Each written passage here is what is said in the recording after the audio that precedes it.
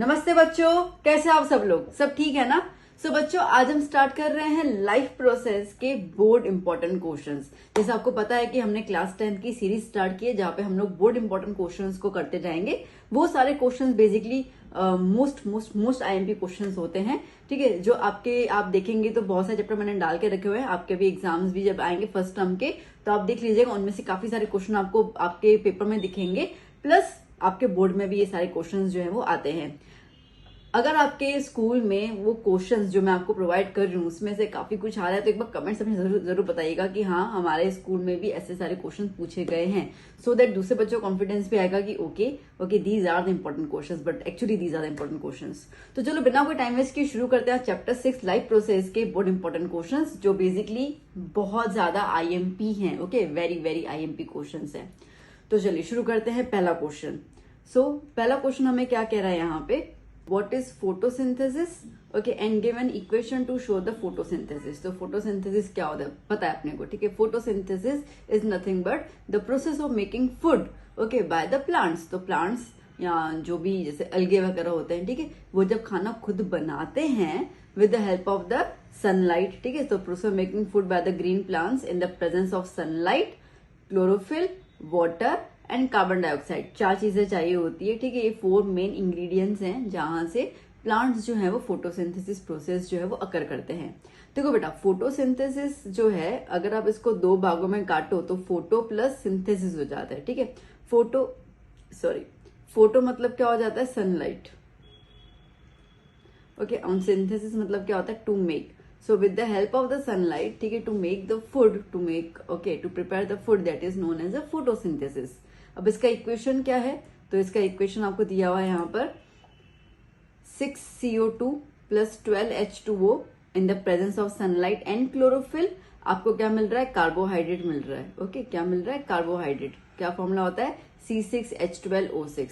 अब आपको कई जगह पे कार्बोहाइड्रेट लिखा होगा, कई जगह पे आपको इसका नाम ग्लूकोज लिखा होगा, ठीक, कई जगह पे इसका नाम जो होता है वो स्टार्च लिखा होता है, ठीक है। थोड़ा सा डिफरेंस है, बट अभी आपके इस लेवल पे आप इन तीनों चीजों के एक चीज मान के चलिए। ओके, तो स्टार्च हो गया, प्लस क्या निकलेगा, ऑक्सीजन रिलीज होगा और वाटर, ओके, वो रिलीज होगा। तो याद करना, मैंने अभी क्या कहा कि प्लांट को खाना बनाने के लिए 4 चीजों की जरूरत होती है। एक तो सबसे पहले उसको कार्बन डाइऑक्साइड गैस चाहिए, ठीक है। इसकी वजह से आपको पता है कि कार्बन डाइऑक्साइड इनहेलेशन करता है प्लांट और ऑक्सीजन को एक्सहेलेशन करता है, एक्सहेल करता है।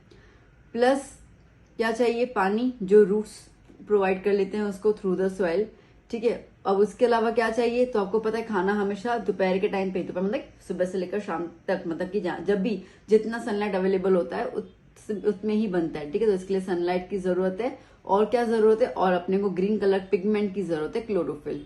अपन क्या बोलते हैं, बचपन में हमने सिखाया था ना टीचर से कि किचन ऑफ द प्लांट किसको बोलते हैं हम लोग, लीव्स को, ठीक है। Why, because leaves are green in colour. So basically not about the green, not about the leaves, plant में जहां जहां पे ग्रीन कलर होगा दैट मीन्स की क्लोरोफिल प्रेजेंट है, और वो क्लोरोफिल जो है वो आपको खाना, प्लांट को खाना बनाने में हेल्प करता है। जैसे हम बात करते हैं स्पिनच की, पालक की, ठीक है। तो पालक के पत्ते भी ग्रीन कलर के, तो उसकी डंडी भी ग्रीन कलर की होती है। तो आपने शायद देखा होगा अपनी मम्मी वगैरह को, वो डंडिया जो है वो भी काट काट के उसकी सब्जी उसके अंदर इंक्लूड कर लेते हैं, ठीक है। क्यों, क्योंकि उसके अंदर भी कार्बोहाइड्रेट स्टोर्ड है। ओके, बट जहां पर भी अगर हम ब्राउन कलर की डंडी देखते हैं तो वहां पे खाना नहीं बनता है, ठीक है। तो उसको अपन छोड़ देते हैं। जैसे मेथी, ओके, मेथी के अंदर पत्ते ग्रीन कलर के होते हैं बट डंडी ब्राउन कलर के होते हैं। मम्मी पत्ते वत्ते सब निकाल देते हैं और डंडियां फेंक लेती हैं, ठीक है। बहुत बेसिक चीज जो आपने अपने घर में देखी भी होगी। तो ऑक्सीजन जो होगा वो रिलीज हो जाएगा, which is a by product for the plant. खाना बनेगा तो C6H12O6 कार्बोहाइड्रेट प्लस पानी निकलेगा, ठीक है। तो ये क्लियर हो गया। ये वाला इक्वेशन बैलेंसिंग के साथ है, तो अगर आपको बैलेंसिंग करने आती है तो आप बस रिएक्टेंट और प्रोडक्ट याद कर लीजिए। अगर बैलेंसिंग में दिक्कत है तो पूरा बैलेंसिंग के साथ करना, बिकॉज केमिस्ट्री में बैलेंसिंग जरूरी है और साइंस में तो है, ठीक है। तो अब नेक्स्ट क्वेश्चन क्या बोल रहा है, what are the various steps, ठीक है। अभी हम ये तो समझ गए कि फोटोसिंथेसिस क्या होता है, इसका इक्वेशन क्या होता है, बट ये चीजें प्रोसीजर कैसे होता है, ठीक है। तो प्रोसीजर में इस तरीके से बेटा यहाँ पर कि ये कह रहे हैं कि सबसे पहले क्या होगा, सनलाइट चाहिए, ठीक है। तो सनलाइट मतलब कि लाइट एनर्जी जो है वो एब्जॉर्ब करेगा। कौन एब्जॉर्ब करेगा भाई, क्लोरोफिल एब्जॉर्ब करेगा, ठीक है। तो जैसा ये प्लांट है प्लांट में यहाँ पे सनलाइट गिरी तो वो प्लांट उस सनलाइट को एब्जॉर्ब कर लेगा, ठीक है, मतलब लीफ, ठीक है, लीफ उस सनलाइट को एब्जॉर्ब कर लेगा। फिर क्या करेगा लीफ, फिर वो उस सनलाइट को कन्वर्ट करेगा केमिकल एनर्जी के अंदर, मतलब लाइट एनर्जी को कन्वर्ट करेगा केमिकल एनर्जी के अंदर, और इससे जो रूट्स में से पानी आ रहा है ना, ठीक है, उस पानी को क्या कर लेगा, स्प्लिट कर लेगा, ठीक है। तो H2O जो है उसको तोड़ देगा, किसके अंदर, H2 और O2 के अंदर तोड़ देगा उसको। इतना क्लियर हुआ। अब देखो ये O2 की तो जरूरत प्लांट को होती नहीं है, तो वो बाहर उसको एक्सेल आउट कर लेता है। अभी H2 का क्या जरूरत है, तो ये H2 जो है, ठीक है, थर्ड प्रोसेस क्या है, reduction of carbon dioxide to carbohydrate. तो H2 जो है वो कार्बन डाइऑक्साइड के साथ ऐड हो जाता है और आपको कार्बोहाइड्रेट देगा, मतलब कि C6H12O6 वाला कंपाउंड देगा, ठीक है। अब आपने फर्स्ट चैप्टर जब किया होगा केमिकल रिएक्शंस, उसके अंदर था रिडक्शन। रिडक्शन मतलब क्या होता है, एडिशन ऑफ हाइड्रोजन, है ना। रिडक्शन मतलब क्या होता है, एडिशन ऑफ हाइड्रोजन। तो कार्बन डाइऑक्साइड के साथ अपन ने हाइड्रोजन ऐड किया तो अपन को क्या मिल गया, ग्लूकोज या कार्बोहाइड्रेट मिल गया। समझ में आए स्टेप्स, ठीक है, इजी है। चलिए, तो अब इसमें ना लाइक जैसे कि जो बी वाला पोर्शन है, what are the various steps, ये आपको 2 मार्क में पूछ सकते हैं, ठीक है। व्हाट इज फोटोसिंथेसिस, इसको लाइक इस क्वेश्चन को वो 2-2 मार्क में अलग अलग स्प्लिट भी कर सकते हैं, ठीक है। तो देखो पूछना, क्वेश्चन कैसे पूछना है वो टीचर की क्रिएटिविटी पर है, बट उसमें आंसर कैसे लिखना है वो आपकी क्रिएटिविटी पर है। तो इसके लिए क्वेश्चंस जैसे मैं आपको दे रही हूँ, तो आई एम नॉट सेइंग कि as it is ditto what is photosynthesis आएगा, बट हाँ फोटोसिंथेसिस पे जब क्वेश्चन आएगा तो इसके आगे कोई आंसर आपको लिखने की जरूरत नहीं है, यही सब कुछ कवर अप कर लेगा, ठीक है। चलिए आगे, ओके। सो चलते हैं अभी नेक्स्ट क्वेश्चन की ओर। क्या कह रहा है भाई नेक्स्ट क्वेश्चन अपने को, तो नेक्स्ट क्वेश्चन कह रहा है what are the differences between autotrophic and heterotrophic nutrition, ठीक है। ऑटो और हेटेरो में डिफरेंस क्या है, चलो। तो बेसिकली ऑटोट्रॉफिक, तो ऑटो का मतलब क्या होता है बेटा, ऑटो का मतलब होता है सेल्फ, क्या होता है, सेल्फ, ठीक है। और ट्रॉफिक मतलब कि न्यूट्रिशन, मतलब खुद ही न्यूट्रिशन को कैरी करना या बनाना, ठीक है। तो उसको हम कहते हैं सेल्फ न्यूट्रिशन। और हेट्रो मतलब क्या होगा, हेट्रो मतलब कि डिपेंडेंट, मतलब कि वो एनिमल्स जो डिपेंडेंट है अपने न्यूट्रिशन के लिए किसी और लिविंग ऑर्गेनिजम्स पे, उसको हम कहते हैं हेट्रोट्रॉफिक। इतना क्लियर हुआ।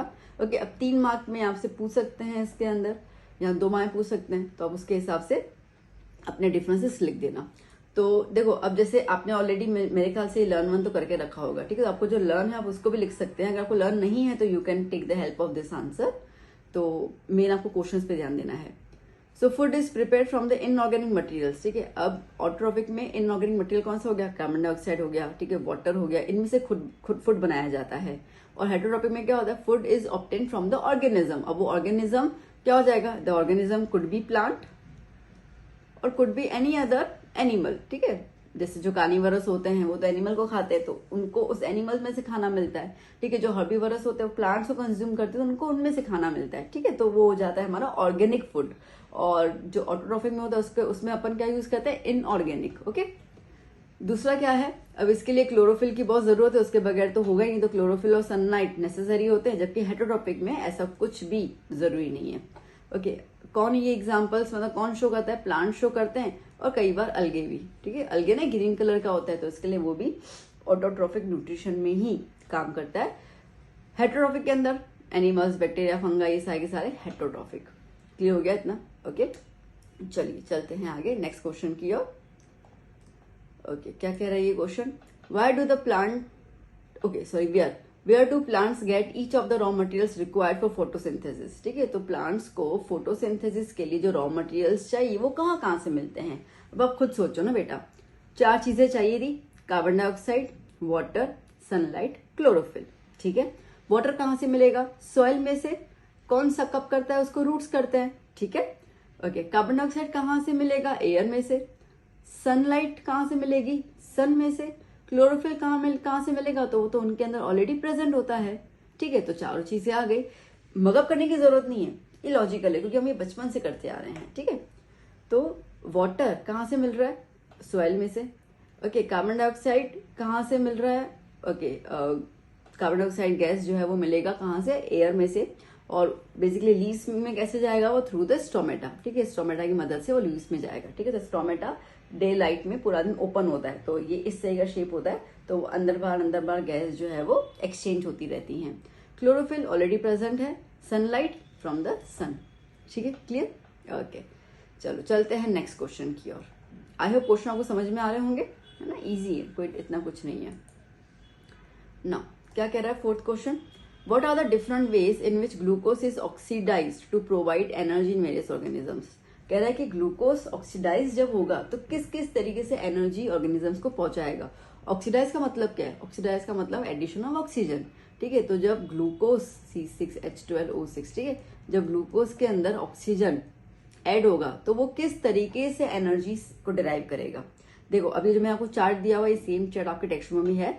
3 मार्क का क्वेश्चन आता है ये, 3 मार्क में आपको चार्ट ही ड्रॉ करके आना है, उसके आगे पीछे आपको कोई कहानी नहीं लिखनी है, ठीक है। अब क्या है इसके अंदर, देखो ग्लूकोज के अंदर बेटा होते हैं 6 कार्बन, है ना, ठीक है। ग्लूकोज के अंदर आपके पास रहेंगे 6 कार्बन। तो अब ये 6 कार्बन पहले टूटेंगे 3 कार्बन के अंदर, कहाँ टूटेंगे, साइटोप्लाज्म में, ठीक है। कहाँ टूटेंगे, साइटोप्लाज्म में। जब वो 3 कार्बन में टूट जाएंगे और 3 कार्बन के 2 मॉलिक्यूल्स बना देंगे तो उसको हम क्या बोलेंगे, पायरुवेट। क्या बोलेंगे, पायरुवेट, ठीक है। ग्लूकोज का फॉर्मूला क्या है, C6H12O6 है ना। तो 6 कार्बन यहाँ पे किस में कन्वर्ट हो गए, 3 कार्बन के अंदर, इसको हम क्या कहेंगे, पायरुवेट। अब यहां से डिवीजन स्टार्ट होगा। क्या डिवीजन होगा, अगर इस पायरुवेट को ऑक्सीजन मिला ही नहीं तो क्या होगा, तो अगर नहीं मिला तो ये पायरुवेट मतलब 3 कार्बन जो है वो कन्वर्ट हो जाएगा इथेनॉल के अंदर। यहाँ पे ये 2 कार्बन में डिवाइड हो जाएगा, C2H5OH, और कार्बन डाइऑक्साइड गैस निकल जाएगी, ठीक है। तो इस तरीके से 3 कार्बन स्प्लिट हो जाएंगे 2 और 1 के अंदर, और एनर्जी निकलेगी। ये एनर्जी खैर ज्यादा नहीं होती है, इसमें सिर्फ 2 ATP एनर्जी ही निकलती है, दैट्स इट। क्लियर हुआ, ठीक है। अच्छा तो ये कौन सा ऑर्गेनिज्म, लाइक बिना ऑक्सीजन के रहने वाला कौन ऑर्गेनिज्म है, तो वो माइक्रो ऑर्गेनिज्म होते हैं, स्पेशली फंगस, ठीक है। तो यीस्ट इज द एग्जाम्पल। अब क्या होता है ना, जैसे कि बहुत सारे जो बेकरी आइटम वाले होते हैं, जो केक बनाते हैं, ब्रेड्स बनाते हैं, ठीक है, वो लोग अपने आटा गूंद लेते हैं ना, तो आटे के अंदर वो यीस्ट का थोड़ा अमाउंट डाल देते हैं, ठीक है। तो उसके बाद ढक देते हैं। तो यीस्ट क्या होगा, यीस्ट जो है वो, अब ऑक्सीजन तो है नहीं तो वो धीरे धीरे क्या करेगा, ग्रो करेगा, ठीक है। ग्रो करेगा तो वो क्या करेगा, कार्बन डाइऑक्साइड को रिलीज करेगा। ऑक्सीजन नहीं लेता है, ठीक है, but release carbon dioxide gas करता है अपनी तरह ही। तो जब कार्बन डाइऑक्साइड गैस को रिलीज करेगा तो वो कार्बन डाइऑक्साइड गैस जो वो बाहर जाएगी। अब आपने देखा होगा, ब्रेड देखा होगा, इडली देखा होगा, ढोकला देखा होगा आपने, ठीक है। केक का लाइक ऊपर तो अपन क्रीम लगा देते हैं, अगर उसके पहले जो बनता है ना जो केक, ठीक है, तो वो वाला जो रहता है पूरा डो, वो भी अगेन आटे से बनता है। तो क्या होता है, आप उसमें देखो छेद नजर आएंगे, ठीक है। छेद कहाँ से आते हैं, तो बेसिकली जब कार्बन डाइऑक्साइड गैस बाहर निकालता है ना, वो तो कार्बन डाइऑक्साइड गैस तो गैस है, वो बाहर निकल जाएगी, तो वो जब जाती है तो उतने उतने जगह पे होल्स हो जाते हैं। अब गैस तो निकल गए, वो होल्स का क्या होगा, तो वहां पे हवा बढ़ जाती है, और जहां पे हवा होती है वहां पे स्पॉन्जीनेस आ ही जाता है ना, सॉफ्ट। तो इसके लिए ब्रेड वगैरह जो होते हैं काफी सॉफ्ट अपने को दिखते हैं। आई बात समझ में ये। चलो अब बात करते हैं कि भाई चलो ऑक्सीजन थोड़ा मिल रहा है, ज्यादा नहीं, ठीक है। तो ये पहला हो गया आपका एब्सेंस ऑफ ऑक्सीजन। दूसरा है कि ऑक्सीजन तो है बट कम अमाउंट में है, तो ये कहाँ होगा, ये हमारे मसल सेल्स में होता है, ठीक है। तो मसल सेल्स में क्या होता है, जैसे कि समझो आज आपने कुछ हरकत वरकत की क्लास के अंदर, टीचर ने आपको पनिशमेंट दी, ठीक है, कहेंगे भाई चलो 100 उठा बैठा कर लो, या आप स्कूल में लेट पहुंचे तो आपकी पीटी सर ने बोला कि भाई चलो 50 राउंड लगाओ पूरे ग्राउंड के। तो आपने पहले कभी एक्सरसाइज की नहीं है, ठीक है, तो आप जब लगाओगे थक जाओगे, रात तक तो आपकी टांगे दुखने लगेंगी, ठीक है। मम्मी को बोले मम्मी बहुत टांगे दुख रही हैं, ऐसा लगे खून जम गया है। खून जम जाने से मतलब क्या होता है, क्रैम्प्स, ठीक है, इसको हम कहते हैं क्रैम्प। तो ये क्यों होता है, तो बेसिकली अब क्यों होता है, क्योंकि ऑक्सीजन की कमी है, ठीक है। तो होता क्या है इसके अंदर, तो पायरुवेट जो है वो कन्वर्ट हो जाएगा लैक्टिक एसिड के अंदर, और इसमें भी एनर्जी निकलती है 2 ATP एनर्जी, दैट्स इट, ठीक है। तो ये एसिड होता है, इसके लिए अपनी टांगों में दर्द होता है। तीसरा है प्रेजेंस ऑफ ऑक्सीजन, भरपूर अमाउंट ऑफ ऑक्सीजन मिल रहा है, तो ये कहाँ पे होगा, माइटोकॉन्ड्रियम होगा, जिसके अंदर पूरा का पूरा जो ग्लूकोज या पायरुवेट है वो स्प्लिट हो जाएगा, ठीक है। एक तो आपको मिलेगा कार्बन डाइऑक्साइड, एक मिलेगा वाटर, और एक मिलेगा 38 ATP, इसमें सबसे ज्यादा एनर्जी मिलती है। इतना समझ आया, ठीक है। तो अब जैसे अभी हम सांस ले रहे हैं ना, तो हमने जब ऑक्सीजन लिया तो we have the ample amount of oxygen, ठीक है, हमारे आसपास बहुत ज्यादा ऑक्सीजन है। तो जब हम ऑक्सीजन लेंगे तो वो खाना जो हमने खाया होगा उसको तोड़ डालेगा, कार्बन डाइऑक्साइड गैस अपन रिलीज कर लेते हैं, वाटर हमारी बॉडी में रहता है, और एनर्जी जो हमें आगे पूरा दिन काम करने में हेल्प करती है वो कितनी होती है, 38 ATP। क्लियर हुआ, समझ आया अच्छे से। चलिए चलते हैं नेक्स्ट क्वेश्चन की ओर। Question number 5, describe the structure and functioning of nephron, ठीक है। तो क्या है इसका, तो देखो स्ट्रक्चर में क्या होता है, कह रहा है कि it consist of a Bowman's capsule in which glomerulus is present, ठीक है, जिसको हम कहते हैं क्लस्टर ऑफ कैपिलरीज, बहुत सारी कैपिलरीज उसके अंदर मौजूद होती है। चलो एक बार इसका फिगर देख लेते हैं। ठीक है, ये रहा आपका फिगर। इसको मैं थोड़ा हल्का हल्का बनाने की कोशिश करती हूँ। ठीक है, तो जैसे ये हुआ, ठीक है, ये कप शेप स्ट्रक्चर है, तो ये कप शेप स्ट्रक्चर को अपन क्या कहेंगे, बोमेंस कैप्सूल। ठीक है, अब इसके अंदर आपको उलझी हुई बहुत सारी, ऐसे उलझी हुई आपको बहुत सारी कैपिलरीज नजर आती हैं। ठीक है, ये कैपिलरीज को अपन कहेंगे ग्लोमेरुल्स। ओके, अब ये जो है, अब ये ना आगे जाकर ये नेक हुआ इसका। ठीक है, ये बोमेंस कैप्सूल का नेक हुआ, और यहां से ऐसे करके ये पूरा का पूरा इसका ट्यूब स्ट्रक्चर जो है वो स्टार्ट हो जाएगा बनना। ठीक है, अब उसके बाद इसको आप यूं करके कर्व कर लेंगे। ठीक है, और फिर से ये आगे जाके उलझना शुरू करेगा, और उलझते उलझते आपको एक क्या दे देगा, कलेक्टिंग डक्ट। ठीक है, क्या दे दे रहा है आपको, ये कलेक्टिंग डक्ट ऐसे करके। ओके, तो ये हो गया कलेक्टिंग डक्ट। ये आगे वाले जो उलझा हुआ है उसको हम कहेंगे PCT, प्रॉक्सिमल कॉन्वोल्यूटेड ट्यूब्यूल। मैं लिख देती हूँ, प्रॉक्सिमल कॉन्वोल्यूटेड ट्यूब्यूल। और जो पीछे वाला उलझा हुआ पार्ट है, ठीक है, वो आपको क्या देगा, ये पीछे वाला DCT, मतलब कि डिस्टल कॉन्वोल्यूटेड ट्यूब्यूल। क्लियर हो गया। ओके, तो ये सारा इसके अंदर स्ट्रक्चर आ जाता है। चलो एक बार रीड कर लेते हैं हम लोग। तो it consist of बोमेंस capsule, clear हो गया आपको, कैप्सूल। ठीक है, कप की तरह है। फिर उसके अंदर है ग्लोमेरुल्स, वो पूरा छन्नी की तरह जो है, कैपिलरीज का cluster. The different arteries bring the impure blood to nephron. ठीक है, अब इसके अंदर अलग अलग आर्टरीज हैं जिसको हम रेनल आर्टरीज कहते हैं। ठीक है, तो बेसिकली वो आर्टरीज जो है वो इम्प्योर ब्लड लेके आएगी नेफ्रॉन में, और उसके बाद जो बोमेंस कैप्सूल था, ठीक है, वो आगे जाकर कनेक्ट होगा, किसके साथ कनेक्ट होगा, कलेक्टिंग डक्ट के साथ। ठीक है, तो आप देख सकते हो कि ये रहा बोमेंस कैप्सूल, और कनेक्टेड, पूरा यूं कनेक्टेड हो रहा है वो कलेक्टिंग डक्ट के साथ। तो ये इसका स्ट्रक्चर हो गया। क्लियर हुआ। चलो अभी काम कैसे करता है वो देख लेते हैं। तो वर्किंग ऑफ नेफ्रॉन, तो वर्किंग में ऐसा है कि जो रेनल आर्टरी है, ठीक है, देखो दो तरीके की आर्टरीज का नाम याद करना। एक वो आर्टरी जो लंग के साथ जुड़ी होती है, तो लंग्स के साथ जो जुड़ी होती है उसका नाम होता है पल्मोनरी आर्टरी, और सेम वेन। ठीक है, अगर वेन भी जुड़ा होता है तो पल्मोनरी वेन। और जो आर्टरी और वेन किडनी के साथ कनेक्टेड होती है उसको हम कहेंगे रीनल। ओके, रीनल आर्टरी या रीनल वेन। तो ये काफी एक्चुअली बहुत ज्यादा वाइडर होती है। ठीक है, मतलब बाहर से जब आती है तो बहुत ज्यादा ऐसे मोटी मोटी होती है, फिर जैसे किडनी के अंदर, नेफ्रॉन के अंदर जब जाती है तो बहुत ज्यादा पतली हो जाती है। ठीक है, पतली हो जाती है। तो कैसे हुआ, देखो ऐसे यूं मोटी आई, तो मोटी आते आते आते आते आते आते क्या हो जाएगा, यूं ऐसे करके यूं जो हो गए वो पतली होती जाएगी। ठीक है, और ज्यादा यूं पतली होती जाएगी।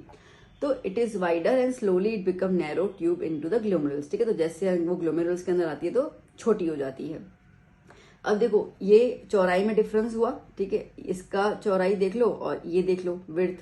ठीक है, तो विड्थ की वजह से क्या होता है कि प्रेशर का भी डिफरेंस आ जाता है, जिसकी वजह से इम्प्यूरिटीज जो होती है वो क्या स्क्वीज आउट हो जाती है, मतलब कि सिर्फ पानी बाहर निकल जाता है, या वीकोर से ब्लड बाहर निकल जाता है जो प्योर हो जाता है, और जो गंदगी होती है वो पीछे रह जाती है। ठीक है, तो इस तरीके से प्रेशर की वजह से जो इम्प्यूरिटी से स्क्वीज आउट हो जाती है।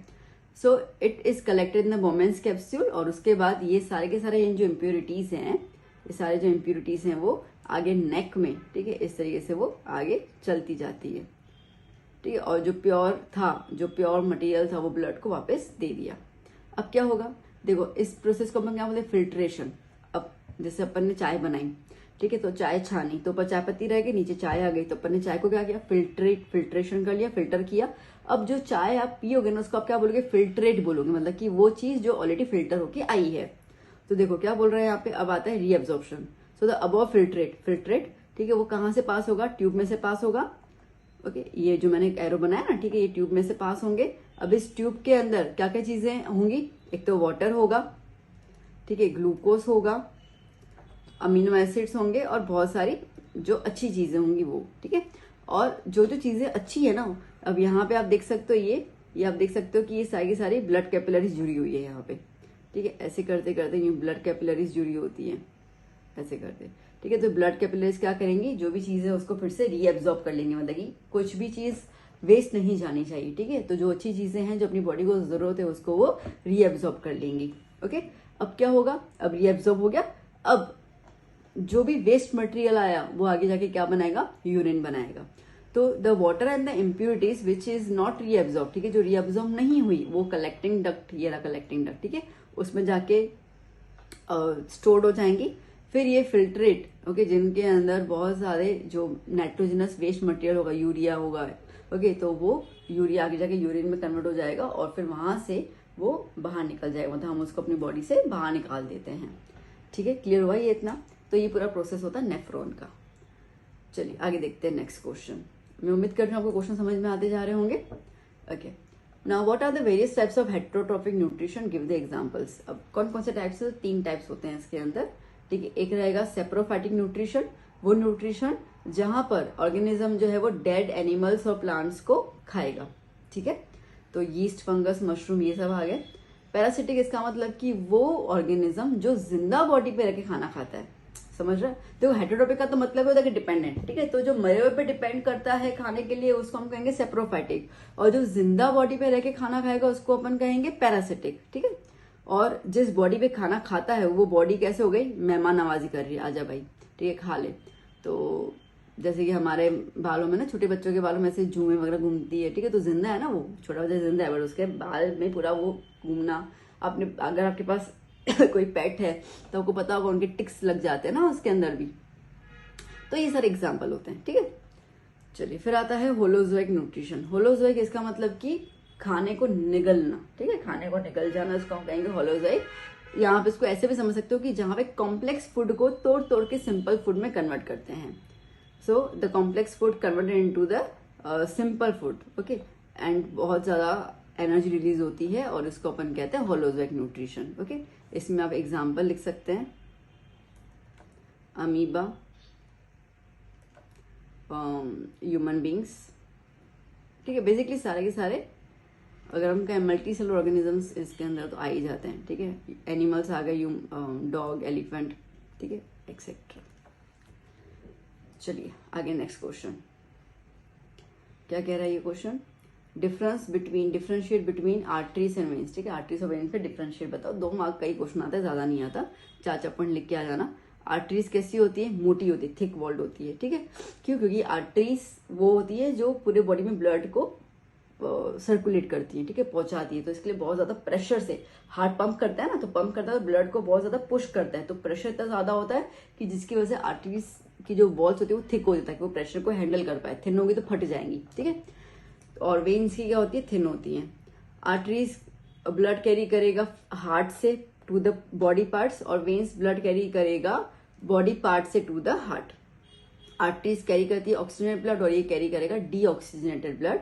इसमें कोई भी वेल्स नहीं होते हैं, जबकि इसमें वेल्स होते हैं, क्योंकि वेल्स क्या करते हैं, वेल्स हेल्प करते हैं ब्लड को लाइक फ्लो बैक होने से प्रिवेंट करते हैं, ठीक है। तो इसके लिए वेल्स, जैसे ये लाइक ब्लड गया तो उसका वेल बंद हो जाएगा, ठीक है, ताकि ब्लड को वापस नहीं आ पाए इसकी वजह से। तो इसके हिसाब से उसके पास वेल्स होते हैं। अब आपको अगर हार्ट थोड़ा बहुत याद तो आपको पता होगा बाइकस्पिड वेल्व, ट्राइकस्पिड वेल्व, ठीक है, तो वो वेन्स के साथ कनेक्टेड होती हैं। हार्ट में होती है बट ऐसे बहुत सारी होती है। चलिए आगे चलते हैं नेक्स्ट क्वेश्चन की ओर। ओके, क्वेश्चंस कैसे लग रहे हैं जरूर बताना, कमेंट सेक्शन में जरूर बताना कि कैसा लगा ये वीडियो। आपके फ्रेंड्स के साथ भी जरूर शेयर कीजिएगा इन वीडियोस को, उनको भी हेल्प हो जाएगी। और कोशिश तो ये है कि जो बच्चे हमारा वीडियो देखे, ठीक है, उनके बहुत अच्छे नंबर आए। ओके, सो नाउ क्वेश्चन 8 का कह रहा है, name all the digestive enzymes present in our digestive system. तो डाइजेस्टिव सिस्टम में जितने भी एंजाइम्स है उसके नाम बता दो, ठीक है। तो क्या बोल रही हूँ मैं, सलाइवरी एमिलेज, ठीक है, यहाँ तो एमिलेज बोल सकते हो, पेप्सिन, ट्रिप्सिन, लिपेज और पेंक्रियाटिक एमिलेज। पेंक्रियाटिक एमिलेज, अब दोनों एमिलेज ही हैं, ठीक है, बट पेंक्रियास रिलीज करते हैं इसके, उसका नाम पेंक्रियाटिक है, और सलाइवा रिलीज करते हैं इसके लिए उसको हम सलाइवरी एमिलेज कहेंगे। अब क्या बोल रहा है, explain the process of digestion of carbohydrate, fat और प्रोटीन, ठीक है। तो अपने खाने में मेन 3 न्यूट्रिशन होते हैं, कार्बोहाइड्रेट, प्रोटीन और फैट्स, ठीक है। विटामिन मिनरल्स होते हैं बट बहुत कम क्वांटिटी में होते हैं, तो वो तो अपने आप हो जाते हैं डाइजेस्ट में, कोई बड़ी बात नहीं है। अब मेन 3 होते हैं, तो कार्बोहाइड्रेट कहाँ पे होगा? देखो सबसे पहले जो हम खाना अपने मुंह में डालते हैं ना, तो सलाइवा में क्या होता है? एमिलेज। ठीक है, तो एमिलेज का काम होता है कार्बोहाइड्रेट को डाइजेस्ट करना। याद करना, कार्बोहाइड्रेट को डाइजेस्ट कौन करेगा? एमिलेज। फिर वो माउथ का हो या पेंक्रियास का हो, कोई फर्क नहीं पड़ता, एमिलेज। ठीक है, तो क्या होगा? सलाइवरी एमिलेज जो है वो माउथ में उसको डाइजेस्ट करना शुरू करेगा, और कॉम्प्लेक्स, जैसे रोटी चावल है ना, ठीक है, उसको हम कॉम्प्लेक्स फूड कहते हैं, उसको कन्वर्ट करेंगे सिंपल फूड के अंदर। ठीक है, अगर इन केस जैसे अभी अभी हम लोग कैसे हो गए ना, अभी हम लोग चबाते कम है, ठीक है, फटाफट से खाना 2-3 बार चबा दिया, निगल दिए, ठीक है, 2-3 बार चबा निगल दिए, तो हम लोग चबाते कम है। इसके लिए हो सकता है कि जो माउथ में कार्बोहाइड्रेट का डाइजेशन कंप्लीट ना हो। तो अगर अनडाइजेस्टेड कार्बोहाइड्रेट पेट में जाता है, उसके बाद फिर पेंक्रियास में जाता है, मतलब स्मॉल इंटेस्टाइन, तो फिर वहां से पेंक्रियास जो है वो फिर से उसको डाइजेस्ट करेगा with the help of the amylase, और कन्वर्ट कर लेगा उसको ग्लूकोज के अंदर। आप ग्लूकोज लिखो या सिंपल शुगर लिखो, एक ही बात है। ठीक है, ये हो गया।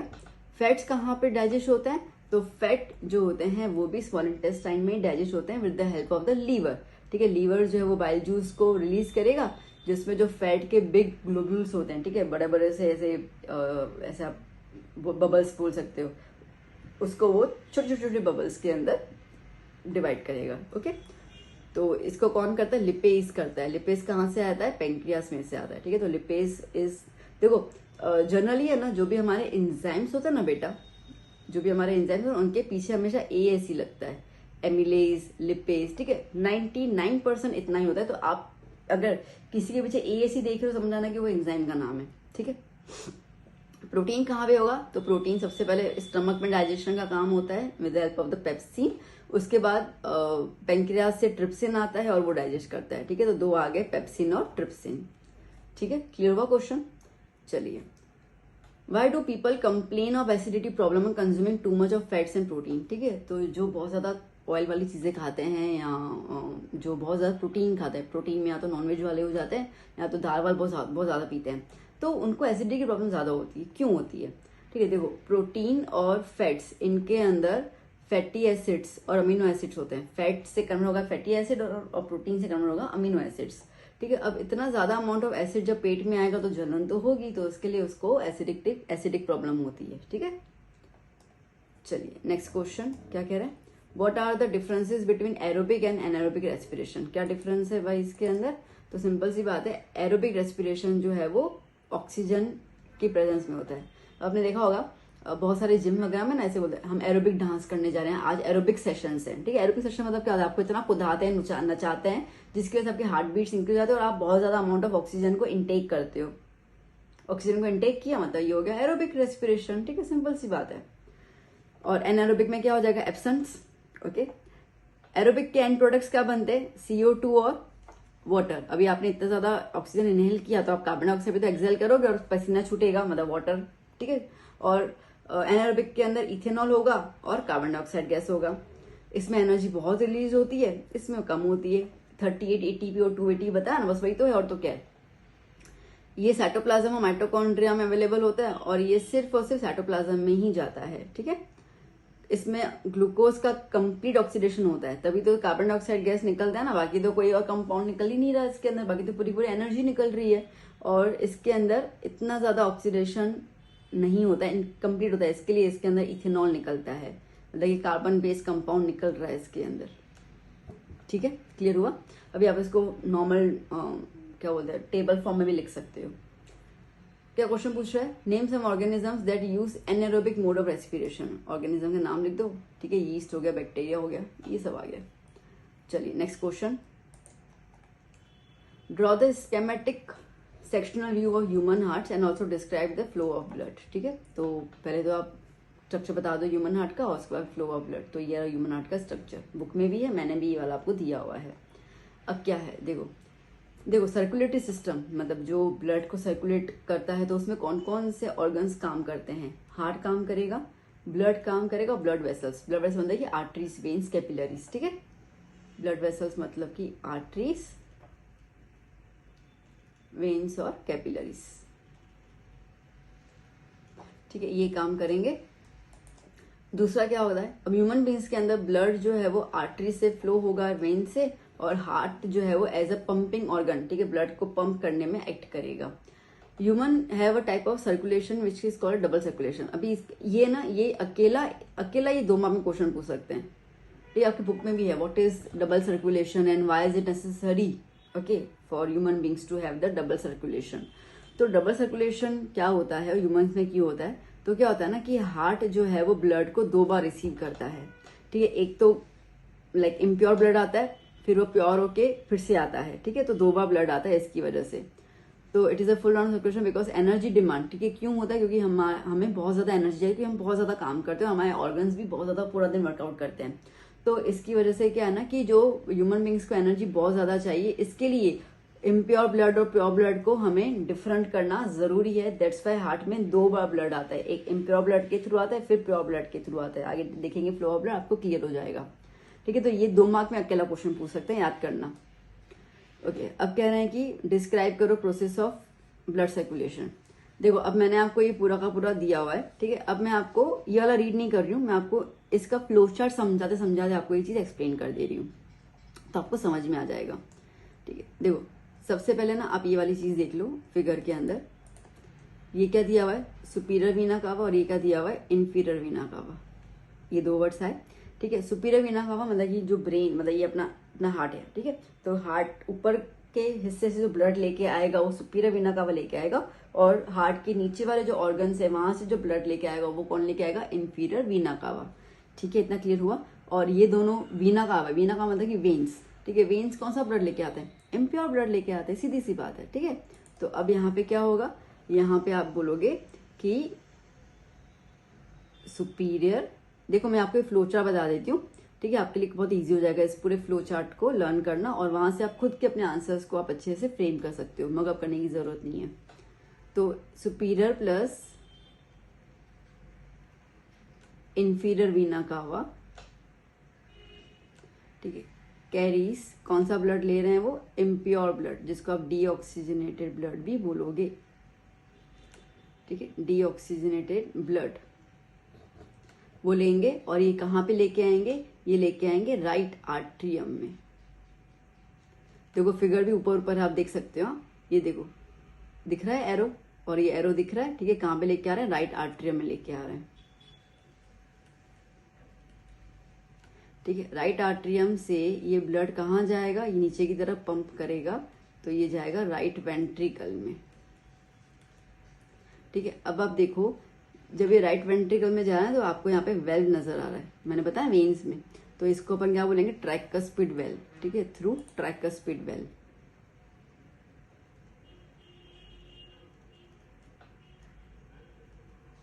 समझ में आया अभी तक? देखो इम्प्योर ब्लड कौन लेके आ रहा है, सुपीरियर वीना कावा, इंफीरियर वीना कावा, और कहाँ पे लेके आ रहे हैं वो, राइट आर्ट्रियम में। राइट आर्ट्रियम से, ठीक है, राइट आर्ट्रियम से ये ब्लड जो है, ये ब्लड जो है वो जा रहा है राइट वेंट्रिकल के अंदर, ठीक है। अब राइट वेंट्रिकल से देखो ये एरो देखो कहाँ पे जा रहा है ये ब्लड, ये जा रहा है पल्मोनरी आर्टरी में, ठीक है। कहाँ जा रहा है, पल्मोनरी आर्टरी में। तो अब राइट वेंट्रिकल से ये ब्लड जाएगा pulmonary artery.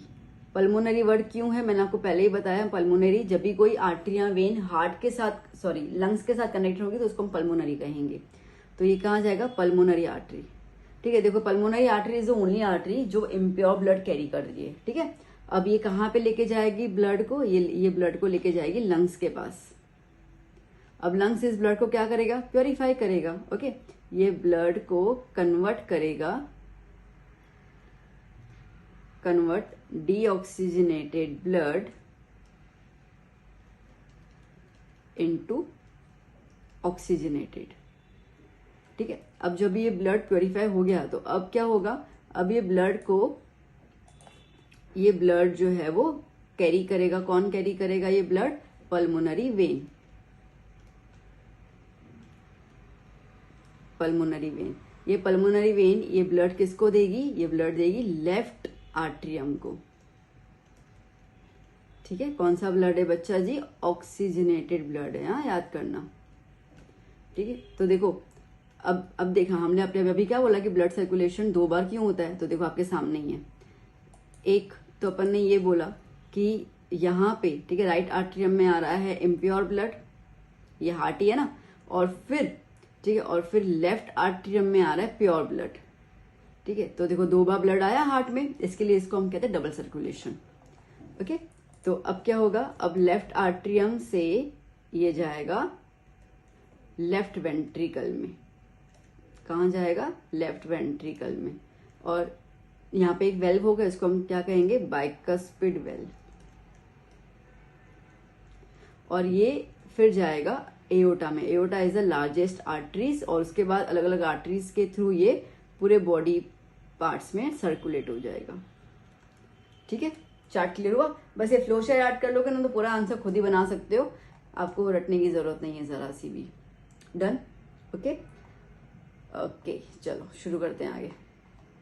Next question, draw a label diagram of human digestive system and explain it's process. ठीक है, देखो ह्यूमन डाइजेस्टिव सिस्टम के अंदर क्या क्या होता है, एक तो एलिमेंट्री कैनाल होते हैं, उसके साथ साथ ग्लैंड्स होते हैं। एलिमेंट्री कैनाल मतलब कि माउथ से शुरू होगा और एनस पे खत्म होगा। ठीक है, एनस मतलब कि द पोर्शन जहाँ पे हम लोग सुबह फ्रेश होते हैं, जहाँ से, ठीक है, that is the anus part. और दूसरे जो उसके अंदर ऑर्गन्स होते हैं, माउथ से लेकर एनस के बीच में जो कनेक्टिविटी होती है वो होती है ईसोफेगस की, stomach, small intestine and large intestine. Oesophagus is the food pipe. Okay, और जो ग्लैंड्स होते हैं कौन कौन से होते हैं, सलाइवरी ग्लैंड, लीवर और पेंक्रियास। ठीक है, इतना क्लियर हो गया। अब क्या है, चलो प्रोसेस देखते जाते हैं हम लोग। तो सबसे पहला स्टेप क्या है कि आपने खाना लिया और माउथ में डाला, तो डाइजेशन तो वहीं से स्टार्ट हो गया। तो जब आप खाने को माउथ में डालते हो उसको अपन क्या बोलेंगे, इंजेक्शन ऑफ फूड। ठीक है, अंदर डालना।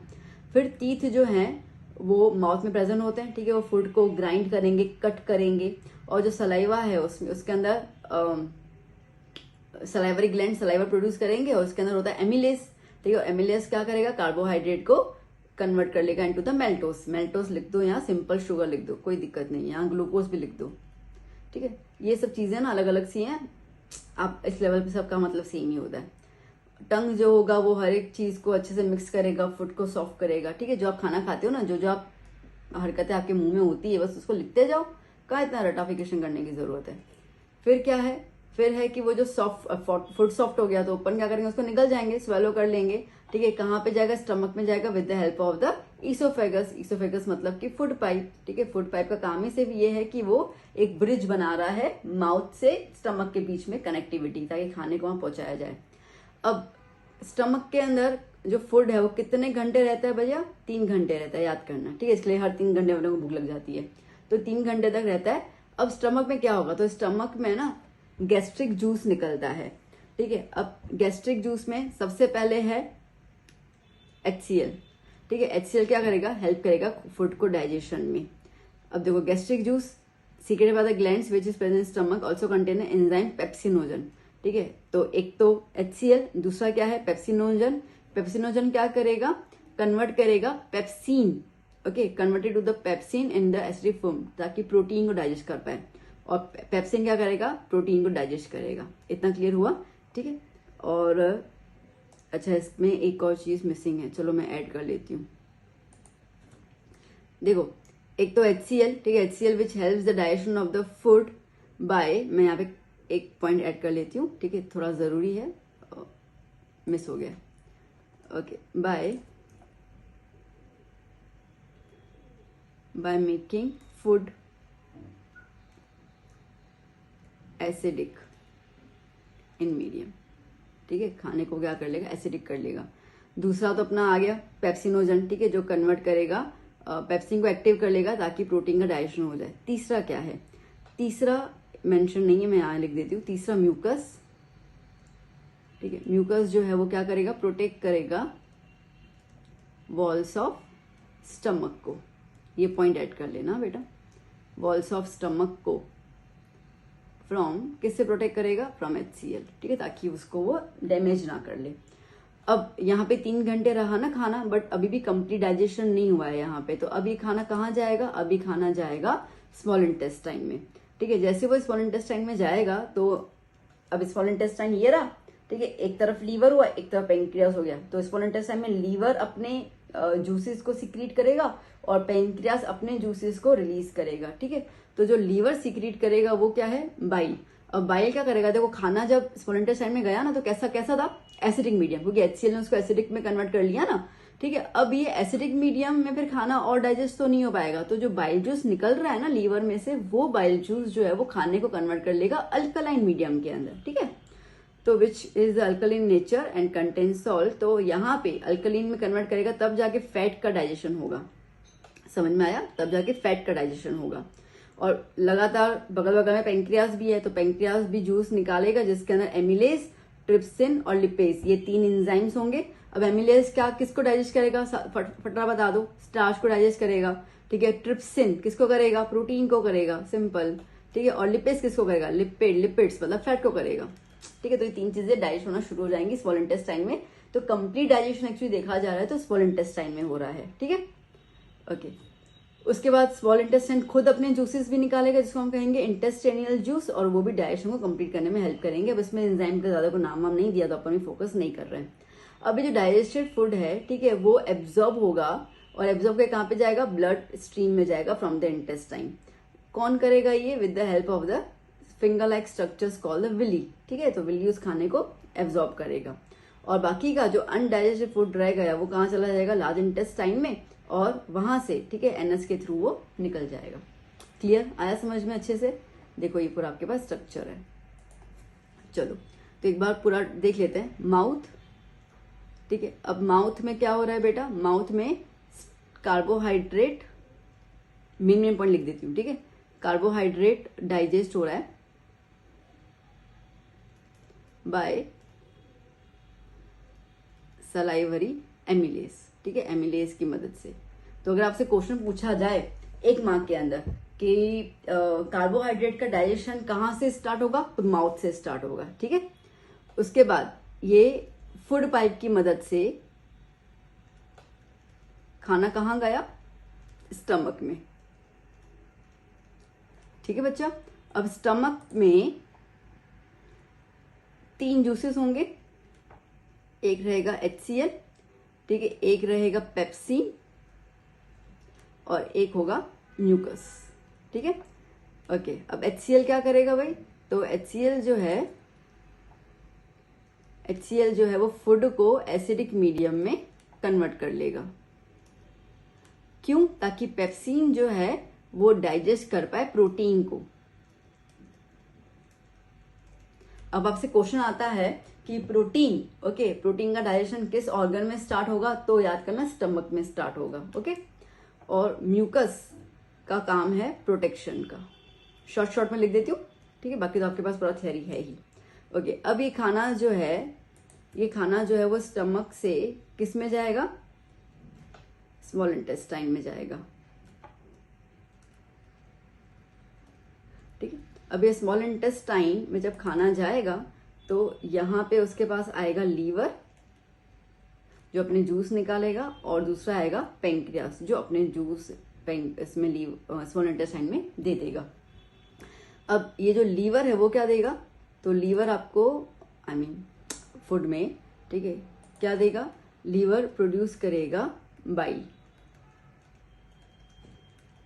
जूस। क्या काम करेगा बाइल? ठीक है, बाइल के 2 काम है, याद करना, ओके। बाइल जूस के 2 काम रहेंगे। क्या काम रहेंगे? एक तो वो खाने को अल्कलाइन मीडियम में कन्वर्ट कर लेगा, अल्कलाइन मीडियम, और दूसरा वो फैट को डाइजेस्ट करेगा, ठीक है। पेंक्रियास में अपने पास 3 एंजाइम्स आ जाएंगे, एमिलेज, ट्रिप्सिन और लिपेज, ठीक है। लिपेज फैट को डाइजेस्ट करेगा, ट्रिप्सिन प्रोटीन को डाइजेस्ट करेगा, और एमिलेज स्टार्च या कार्बोहाइड्रेट को डाइजेस्ट करेगा, ठीक है। अब उसके बाद क्या होगा? तो उसके बाद अब जो स्मॉल इंटेस्टाइन से जो खाना है वो चला जाएगा ब्लड के पास, यूजफुल खाना, और जो अनडाइजेस्टेड फूड है वो चला जाएगा लार्ज इंटेस्टाइन के पास, ठीक है। तो ये मैंने चार्ट बता दिया। इस चार्ट को अच्छे से 2-3 बार सुन लो, जो मैं कह रही हूँ लर्न हो गया, ठीक है, सिंपल। देखो बायोलॉजी है ना, तो इसमें क्या है ना, ये चार्ट्स आपको आपका माइंड मैप है, ठीक है। आप उसको जब माइंड में बिठा दोगे तो आप खुद अपने आंसर्स फ्रेम कर पाओगे, और डायग्राम बनाना है तो डायग्राम बहुत जरूरी है, ठीक है। और ये चार्ट कर लोगे तो आपका स्टेटमेंट में इज आर का गलती वलती होगा तो कोई देखने नहीं वाला उसको, ठीक है। चलिए आगे देखते हैं। Draw the label diagram amoeba and explain this process. तो अमीबा कैसा न्यूट्रिशन शो करेगा, होलोजोइक न्यूट्रिशन शो करेगा, जिसके अंदर 5 स्टेप्स आएंगे, इंजेशन, डाइजेशन, एब्जॉर्प्शन, एसिमिलेशन और इजेशन।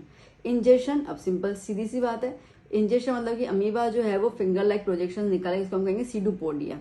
ओके, सीडो मतलब क्या है, फॉल्स, और पोडिया मतलब क्या होता है, वैसे तो लेग्स होता है, ठीक है, बट आप कुछ बोल सकते हो इसके अंदर, हैंड्स वगैरह, ठीक है। तो फॉल्स हाथ बना लेगा, जिसकी वजह से फूड पार्टिकल्स को ट्रैप कर लेगा, और उसके बाद फूड पार्टिकल्स को वो अपने अंदर एंगल्फ कर लेगा, ठीक है, ले लेगा।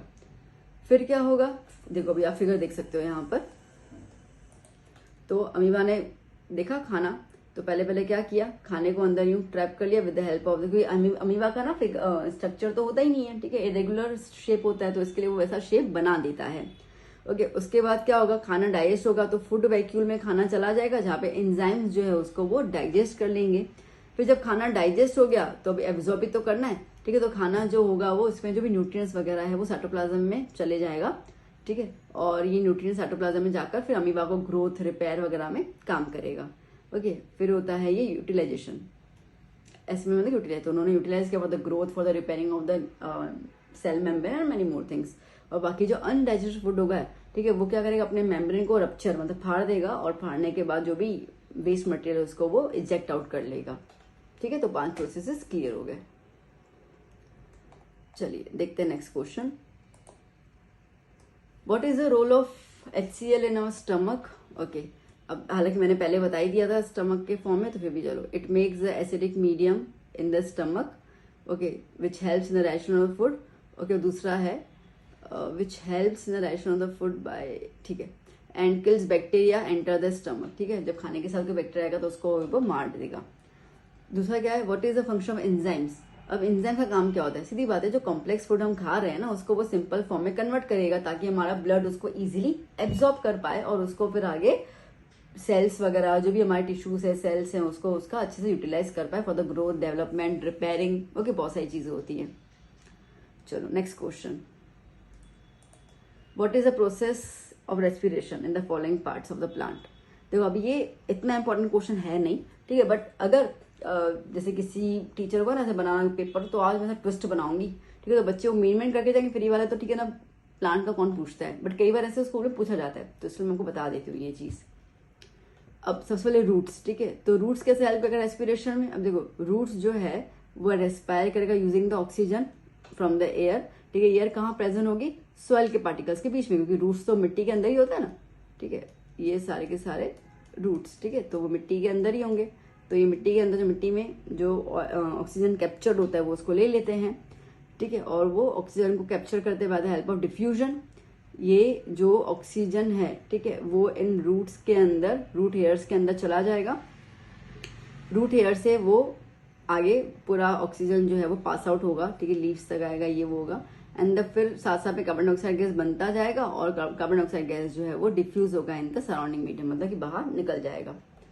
स्टेम्स कैसे करते हैं? तो स्टेम्स ऑफ द हर्ब्स, ठीक है, जो हर्ब्स होते हैं उनके अंदर छोटे छोटे से पार्टिकल्स होते हैं, ओपनिंग होती है, उसको हम कहते हैं स्टोमेटा, ठीक है, ऐसे करके स्टोमेटा होता है, ठीक है, तो वहां से वो एक्सचेंज कर लेते हैं गैसेस। और अगर हम बड़े वाले प्लांट देखते हैं जिसका जो ट्रंक पार्ट होता है, हार्ड एंड वुडी स्टेम्स होते हैं, ठीक है, उनके अंदर क्या होता है, लेंटिकल्स होते हैं, छोटे छोटे से ऐसे छोटे छोटे खड्डे होते हैं, ठीक है, वहां से वो निकल जाते हैं। And the oxygen from the air diffuses into stem of the plant through these openings, और रेस्पिरेशन का काम होता है। फिर बात करते हैं लीव्स की, ठीक है, तो लीव्स के अंदर जो रेस्पिरेटरी गैसेस अगेन वो स्टोमेटा के थ्रू ही, ठीक है, इन एक्सचेंज होती है। During the night time photosynthesis नहीं होता है, इसके लिए ऑक्सीजन एंटर कर लेता है स्टोमेटा के अंदर बाय द डिफ्यूजन, ठीक है, कार्बन डाइऑक्साइड जो है वो प्रोड्यूस होगा बहुत कम अमाउंट में, बट फिर से वो स्टोमेटा से बाहर निकल आता है। इसके लिए पता कहा जाता है कि रात के समय में प्लांट्स के नीचे नहीं बैठना चाहिए, नहीं सोना चाहिए, क्योंकि वो ऑक्सीजन को लेते हैं, तो अपन को ऑक्सीजन कम पड़ जाएगा, तो जिसकी वजह से डेथ वेथ भी हो जाती है या सफोकेशन, ठीक है। चलिए next question number 15, state the reason of the following. क्या है? Herbivores needs longer small intestine while carnivores have the shorter. क्यों? तो चलो एक एक करते हैं। तो हर्बीवरस जो है, ओके, लाइक हर्बीवरस क्या खाते हैं? ग्रीन प्लांट्स ना, ग्रीन चीजें, अब ग्रीन जो चीजें होती हैं, प्लांट्स वगैरह होते हैं, उनके अंदर सेल्यूलोज का लेवल बहुत ज्यादा होता है, ठीक है। अब सेल्यूलोज को डाइजेस्ट करना बहुत मुश्किल होता है, ठीक है, बहुत हार्ड होता है वो, तो उसको डाइजेस्ट करना, उसको तोड़ पाना बहुत मुश्किल होता है। इसके लिए हर्बीवोरस का जो स्मॉल इंटेस्टाइन है वो काफी लंबा होता है। तो because herbivorous diet contains most grass and plants, okay, they contain more fibers and cellulose which are hard to digest, जबकि जो जो अपने वो होते हैं कार्निवरस एनिमल्स, ठीक है, लायन टाइगर वगैरह वो हो गए, तो वो ज्यादातर क्या खाते हैं, किसी और एनिमल को खाते हैं। तो जब किसी और एनिमल को खाते हैं तो उनके अंदर प्रोटीन की मात्रा ज्यादा होती है, प्रोटीन डाइजेस्ट करने में इजी होता है, इसके लिए उनका स्मॉल इंटेस्टाइन जो है उसका लेंथ कम होता है, ठीक है। While carnivorous diet is not rich in cellulose, okay, that is rich in the protein, so that's why they don't need the bacteria or the large intestine, ठीक है। नेक्स्ट क्वेश्चन क्या कह रहा है, the lungs are design in human beings to maximize the area for exchange of gases. जो lungs हमारे में बनाए गए वो ऐसे डिजाइन है कि हम लोग ज्यादा से ज्यादा गैसेस को एक्सचेंज कर पाते हैं, मतलब कि CO2 और O2 के बीच में अपन इनहेलेशन एक्सहेलेशन कर पाते हैं।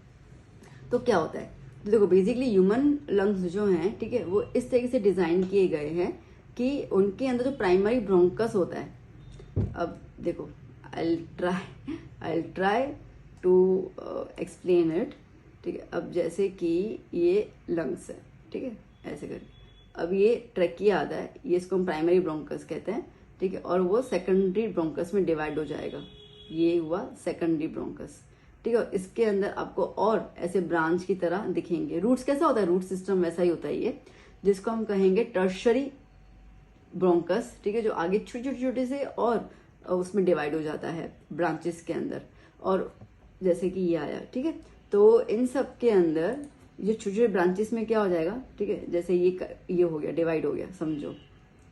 अभी छोटे छोटे ब्रांचेस में क्या होगा, फुग्गे की तरह एक स्ट्रक्चर बना होता है, इसको हम कहेंगे एल्वियोली, और ये एल्वियोली जो होता है वो स्मॉल होता है, ठीक है। और जैसे कैसे अपन फुग्गे में हवा भरते हैं तो फुग्गा फूल जाता है, तो जैसे हम लोगों ने इनहेलेशन किया तो हमारा एल्वियोली फूल जाता है, ठीक है, फुग्गे की तरह, और इस तरीके से एक्सटर्नल गैसेस जाते हैं। तो जब फूल जाता है ना, तो एल्वियोली के आसपास जो है वो ब्लड कैपिलरीज अरेंज होती है, तो जैसे ब्लड कैपिलरीज ऑक्सीजन ले लेंगी और कार्बन डाइऑक्साइड उसको दे देंगी, तो इस तरीके से डिफ्यूजन प्रोसेस बहुत फास्ट हो जाता है, ठीक है। फिर आता है तीसरा, ब्रीदिंग जो रेट है, मतलब कि ब्रीदिंग सिस्टम, ठीक है, एक्वेटिक ऑर्गेनिज्म में बहुत तेज होता है, टेरेस्ट्रियल में इतना नहीं होता है। मतलब अगर मछली को देखो ना, तो मछली आप देखना पूरा दिन उसका मुंह चलता ही रहता है, ठीक है, जबकि अपना नहीं होता है। तो क्यों ऐसा, तो बहुत सिंपल सी बात है, जो टेरेस्ट्रियल ऑर्गेनिजम्स है ना, जैसे आप है, हम है, ठीक है, हमारे आसपास पूरा सराउंडिंग एटमोस्फेयर में ऑक्सीजन है विच इज 21%, जो बहुत ज्यादा अमाउंट में है, ठीक है, और पानी के अंदर डिजोल्व ऑक्सीजन होता है जो शायद 1% से भी लेस होता है, ठीक है, तो विच इज लेस देन 1%। तो जिसकी वजह से क्या होता है ना कि उनको उतना सफिशिएंट अमाउंट ऑफ ऑक्सीजन नहीं मिल पाता है, दैट्स वाई वो बहुत फास्ट ऑक्सीजन को इनहेल करते हैं जिंदा रहने के लिए। So they have the breathing rate, मतलब कि जो उनका स्पीड है ब्रीथ करने का वो काफी तेज होता है comparison to the terrestrial organisms, ठीक है, सिंपल, ओके। चलिए नेक्स्ट क्वेश्चन क्या कह रहा है, next question, how is the amount of urine produce regulated, ठीक है। अब लाइक यूरिन तो प्रोड्यूस हो रहा है, जैसे पता है समर में अलग होता है, ठीक है, विंटर में अलग होता है, क्या होता है ऐसा। तो देखो बेसिकली अमाउंट ऑफ यूरिन कितना बन रहा है वो डिपेंड करता है कि कितना वाटर अपनी बॉडी में जा रहा है, ठीक है, सीधी सी बात है। जैसे गर्मी का समय होता है तो हम लोग स्वेट करते हैं, पसीना वगैरह आता है, ठीक है, हमारी बॉडी जो है वो काफी ज्यादा वाटर लूज कर लेती है, और जिसकी वजह से, ठीक है, जिसकी वजह से क्या होता है ना कि यूरिन कम बनता है, ठीक है। इसलिए हमें गर्मी में इतना ज्यादा अर्ज नहीं होता है वॉशरूम जाने का, बट ठंडी में आप देखो ना तो आपको बहुत ज्यादा होगा, अभी वॉशरूम जाना, ठीक है, ज्यादा फील होता है। तो विंटर के अंदर क्या होता है कि अपन स्वेट नहीं करते हैं, अब स्वेट नहीं करते तो क्या होता है ना कि पानी की क्वांटिटी बाहर निकल ही नहीं रही है बॉडी के स्किन से, तो वो सारी कलेक्ट हो रही है, तो इसकी वजह से क्या होता है ना कि वॉल्यूम क्या हो जाता है, प्रोड्यूस जो होता है वो यूरिन का ज्यादा हो जाता है, ठीक है, क्लियर हुआ, इतना ही और कुछ नहीं है। चलिए नेक्स्ट क्वेश्चन नंबर 17 क्या कह रहा है, give the list of digestive enzyme and the functions, ठीक है। अब देखो ये वाली चीजें मैंने ऊपर बता भी दी, बट टेबल बताना जरूरी था ताकि आपको एक चार्ट दिमाग में बैठ जाए। तो कार्बोहाइड्रेट को बच्चा कौन सा एंजाइम एक्ट करेगा उसके ऊपर, एमिलेज, ठीक है। फिर वो माउथ वाला एमिलेज हो, मतलब कि सलाइवरी एमिलेज हो, या पैंक्रियाटिक एमिलेज हो। स्मॉल इंटेस्टाइन में नहीं, मैंने कहा था इंटेस्टाइनल जूसेस निकलते तो उसके अंदर भी आ जाता है, ठीक है। तो ये हो गया माउथ और ये हो गया स्मॉल इंटेस्टाइन। कहाँ से निकलता है, क्या काम होता है, तो इसका काम होता है कार्बोहाइड्रेट को कन्वर्ट करना है सिंपल शुगर्स के अंदर। प्रोटीन, ठीक है, प्रोटीन में कौन सा एंजाइम आता है, तो अभी आपके बुक में ना प्रोटीज नहीं है, पेप्सिन नाम है, तो अपन पेप्सिन लिखेंगे, ठीक है। पेप्सिन लिखोगे और ट्रिप्सिन लिखोगे, ठीक है। पेप्सिन किस में आएगा, स्टमक में आएगा, और ट्रिप्सिन किस में आएगा, पैंक्रियाज में आएगा, ठीक है। क्लियर हुआ, इसको काट लो, ओके। स्टमक और ये डाइजेशन तो स्मॉल इंटेस्टाइन में रहेगा, क्या कन्वर्ट करेगा, प्रोटीन को कन्वर्ट करेगा अमीनो एसिड्स के अंदर। फिर लिपेज, लिपिड को कौन करेगा, लिपेज करेगा, पैंक्रियास और स्मॉल इंटेस्टाइन, ठीक है। कहाँ पे होता है, स्मॉल इंटेस्टाइन में ही होता है, जो कन्वर्ट होगा फैट को कन्वर्ट करेगा ग्लिसरॉल और फैटी एसिड्स के अंदर, ठीक है। डन, चलो आपसे ऐसे क्वेश्चन पूछ सकते हैं, list out the enzymes, okay, the location where it is produced, okay, the body part where it gets function and the conversion of the product. तो ये सब चीजें कैसे क्वेश्चन पूछ सकते हैं, तो यू शुड नो कि कैसे करना है। Next question, what is breathing, explain the mechanism of breathing, ठीक है। ब्रीदिंग क्या होता है, तो breathing is nothing but the exchange of oxygen and carbon dioxide is called the breathing, ठीक है। अब ब्रीदिंग में दो चीजें आती है, एक आता है इनहेलेशन, दूसरा आता है एक्सहेलेशन। अब इनहेलेशन जैसे आपने, ठीक है, जैसे हम लोग गहरी सांस ले रहे हैं, गहरी सांस ली तो नॉस्ट्रिल से हम लोगों ने क्या किया, एयर को अंदर इनटेक किया, ओके। तो with the help of the nostril जो एयर है वो अंदर की तरफ जाता है, और नाक में जैसे जाता है तो उस नाक में छोटे छोटे बाल है हमारे, म्यूकस से उसको फिल्टर कर लेता है। फिर ये ट्रेकिया के थ्रू, ठीक है, अंदर की तरफ जाएगा, चेस्ट कैविटीज में क्या हो जाता है, लार्ज हो जाता है, और रिब्स क्या हो जाएंगे, मूव। जैसे अपने सांस लो, सांस लेके देखो, जब आप गहरी सांस लोगे ना तो आपका चेस्ट पोर्शन आगे आ जाता है, ठीक है, और रिब केज ऊपर शिफ्ट हो जाता है। तो देखो फिगर देखो, जैसे इनहेलेशन हुआ, ठीक है, क्या हो गया, रिब केज एक्सपांड हो गया। अब जो चीज एक्सपांड होती है तो वो छोटी भी हो जाती है ना, तो इसके लिए क्या हो जाएगा, कॉन्ट्रैक्ट हो जाएगा, ओके। एंड डायफ्राम जो है वो भी कॉन्ट्रैक्ट, मतलब ऊपर की तरफ पहुंच जाएगा, ओके। और जिसकी वजह से एयर जो है वो लंग्स लाइक एल्वियोली में जाएगी, एल्वियोली को एक्सपांड कर लेंगी। फिर क्या होगा, एक्सेल आउट होगा। तो जब कार्बन डाइऑक्साइड लंग्स में आएंगे, ठीक है, तो वो बाहर निकलेंगे। अब जैसे मैंने सांस ली थी, फिर जब मैं इसको लीव करूंगी तो चेस्ट कैविटी डाउन हो गई, रिब केज डाउन हो गए, ठीक है।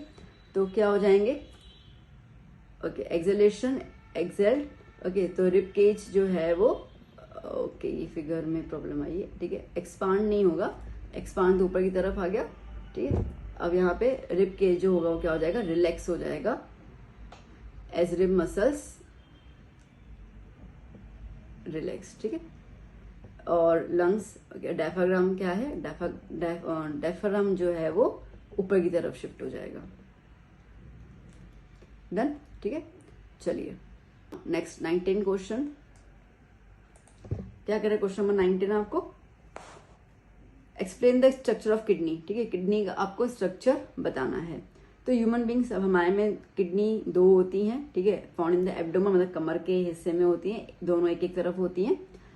And the right side kidney is slightly lower level than the left one, ठीक है। राइट साइड वाली थोड़ी सी नीचे होती है, लेफ्ट वाली थोड़ी सी ऊपर होती है, ओके। अब किडनी कैसी होती है, देखो बीन शेप की किडनी होती है, राजमा खाया ना आपने, बस वही शेप होता है किडनी का, रेडिश ब्राउन कलर की किडनी होती है, 10 सेंटीमीटर लंबी होती है और 6 सेंटीमीटर वाइड होती है। जो रिनल आर्टरी है वो कौन सा ब्लड लेके आएगा, इम्प्योर ब्लड लेके आएगा किडनी के अंदर, और रिनल वेन जो है वो प्योर ब्लड जो है वो लेके जाएगा किडनी से। इसके अंदर नेफ्रॉन्स होते हैं, ठीक है, जो बेसिकली प्यूरिफिकेशन का काम करते हैं। तकरीबन एक किडनी में 1 मिलियन जितने नेफ्रॉन्स होते हैं, और वी कुड से 10 लैक्स, ठीक है, 10 लाख जितने नेफ्रॉन एक किडनी में अवेलेबल होते हैं, ओके। इतना ही स्ट्रक्चर है, और तो कुछ है नहीं, ठीक है। इसके अंदर आप और ऐड कर सकते हो ना, तो आप ये चीज कर लेना है यहाँ पर, ठीक है। रिनल आर्टरी किडनी, अभी किडनी से, ठीक है, किडनी के अंदर से क्या निकल रहा है, ये यूरेटर, ओके। तो ureter is the tube which passes urine from kidney to urinary bladder, ठीक है। यूरिनरी ब्लैडर की तरफ वो यूरिन को पास करता है, यूरिनरी ब्लैडर क्या है? तो यूरिनरी ब्लैडर जो है वो यूरिन को स्टोर करता है। यूरिनरी ब्लैडर स्टोर्स यूरिन, ठीक है, यूरिन को स्टोर करता है। फिर जब वो फिल हो जाता है तो लाइक वी नीड, लाइक हमें अर्ज होता है कि अभी हमें वॉशरूम जाना है। And urethra, urethra is the opening from where urine flush out, ठीक है, यूरिन बाहर निकल जाता है। ठीक है, ये पॉइंट्स ऐड कर लेना, उसमें मैं लिखना भूल गई थी शायद, समथिंग लाइक दैट। चलिए last question of this video, क्या क्वेश्चन है? Complete the following flow chart, ठीक है। गैस्ट्रिक ग्लैंड्स, अच्छा ये तो अपन ने ऑलरेडी पहले कर भी लिया, चलो एक बार क्वेश्चन कर लेते हैं। तो गैस्ट्रिक ग्लैंड्स अब कह रहा है कि बताओ, तो देखो अब सीधी सी बात है, ठीक है, जैसे कि 3 ग्लैंड है गैस्ट्रिक मतलब स्टमक में, एक तो HCl, ठीक है, दूसरा क्या होगा ये पेप्सिन, और तीसरा क्या है म्यूकस, और इनके फंक्शन, ठीक है। अब ये रहे इनके फंक्शन, ठीक है। तो फंक्शन आपको दिए हुए हैं यहाँ पर। HCl एसिडिक मीडियम में कन्वर्ट करेगा, पेप्सिन प्रोटीन को डाइजेस्ट करेगा, और म्यूकस, ठीक है, प्रोटेक्शन देगा वॉल को, स्टमक के वॉल को, ठीक है। फिर क्या क्वेश्चन है? State the role played by the trypsin, क्या करेगा? प्रोटीन को डाइजेस्ट करेगा, और लिपेज क्या करेगा? फैट को डाइजेस्ट करेगा, ठीक है। देखो trypsin produced in pancreas digest protein into the amino acids, remaining proteins into amino acids, और लिपेज क्या करेगा? फैट्स को कन्वर्ट करेगा फैटी एसिड और ग्लिसरॉल के अंदर। ऊपर चार्ट देखा था ना, बस वही और कुछ नहीं है, ठीक है। फिर क्या क्वेश्चन पूछ रहा है? See list the 2 function of finger like projection present in small intestine, तो विली है ना, ठीक है। तो small intestine is provided by the long finger like structure called the villi. इसके 2 फंक्शन होंगे, एक तो एरिया इंक्रीज कर लेगा, एब्जॉर्प्शन एरिया, ठीक है, जिसकी वजह से डाइजेशन जो है वो फास्ट हो जाता है। Done, clear. देखो ये कंप्लीट आपके पास पैकेज आ गया, चैप्टर 6 और chapter 5 for the new book and 6 for the old book, ठीक है। तो ये पूरा आपको कंप्लीट मैंने दे दिया, और इसके 50 MCQs भी मैंने डाले हुए वीडियो में, आप लिंक में देख लीजिएगा, चैप्टर 10 क्लास 10 के बोर्ड इंपॉर्टेंट क्वेश्चंस के अंदर। तो अगर आप ये सब कुछ करके जाओगे ना, आपको और कुछ करने की जरूरत नहीं, सब कुछ मैंने कवर अप कर लिया, ठीक है। मेन सारी चीजें मैंने बता दी थ्रू द क्वेश्चंस को देखो आगे पीछे वो लोग चेंजेस कर सकते हैं, एज आई टोल्ड यू कि that is depend on the creativity of the teacher, ठीक है, but you should know the basic thing. तो ये हर एक चीज मैंने आपको इसके अंदर कवर अप करके दे दी। ओके बच्चा, तो वीडियो कैसा लगा जरूर बताइएगा। Do share this video with your friends and don't forget to subscribe my channel. Okay, as you know, you can ask the previous students जो शायद जिन्होंने आपको मेरा चैनल रिकमेंड भी किया होगा, कि अभी पूरा का पूरा जो होगा वो आपको बोर्ड की तैयारी में पूरी करवाती जाऊंगी by giving the important questions, by solving the gala paper and many more things. Okay, so जुड़े रहिए मेरे साथ, मिलते हैं हम लोग नेक्स्ट लेक्चर में। Till then keep study, keep hard working, bye bye, take care.